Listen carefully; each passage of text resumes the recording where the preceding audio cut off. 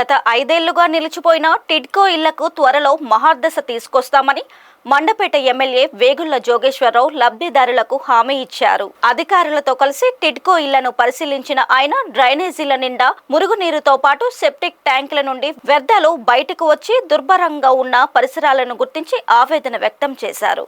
దీనిపై అధికారులను అడిగి వివరాలు తెలుసుకున్న ఎమ్మెల్యే తక్షణం పరిస్థితులను సరిదిద్దాలని సూచించారు. అనంతరం మీడియాతో మాట్లాడుతూ 5 ఏళ్లుగా వైసీపీ నాయకులు టిడ్కో ఇళ్లను పూర్తిగా విస్మరించారని ఆవేదన వ్యక్తం చేశారు. ప్రజలకు ఇచ్చిన మాట ప్రకారం త్వరలోనే టిడ్కో ఇళ్లకు మహార్దశ పట్టిస్తానని చెప్పారు. 4064 ఫ్లాట్లు మనం ముహూర్తం చేసుకున్నాం.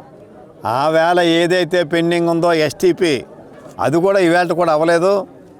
దాన్ని కరెంటు మరి 2-3 రోజుల్లో ఇస్తామని అంటున్నారని చెప్పండి. ఏడీ గారితో మాట్లాడితే రేపు ఎల్లుండి సోమవారం మధ్యాహ్నానికల్లా కనెక్షన్ ఇస్తా అన్నారు. డ్రైన్లు ఏమో శుభ్రం చేస్తామని మున్సిపల్ అధికారులు చెప్పారు. ఏదేమైనా 2 డిపార్ట్మెంట్ల యొక్క అధికారులు, కరెంటుకు సంబంధించిన ఎలక్ట్రికల్ అధికారులు కలిపి ఏదైతే ఈ ఫ్లాట్లు అప్పచెప్పామో వీళ్ళందరికీ కూడా ముందు వాళ్ళకి న్యాయం చేయించే బాధ్యత నేను తీసుకుంటా ఉన్నాను.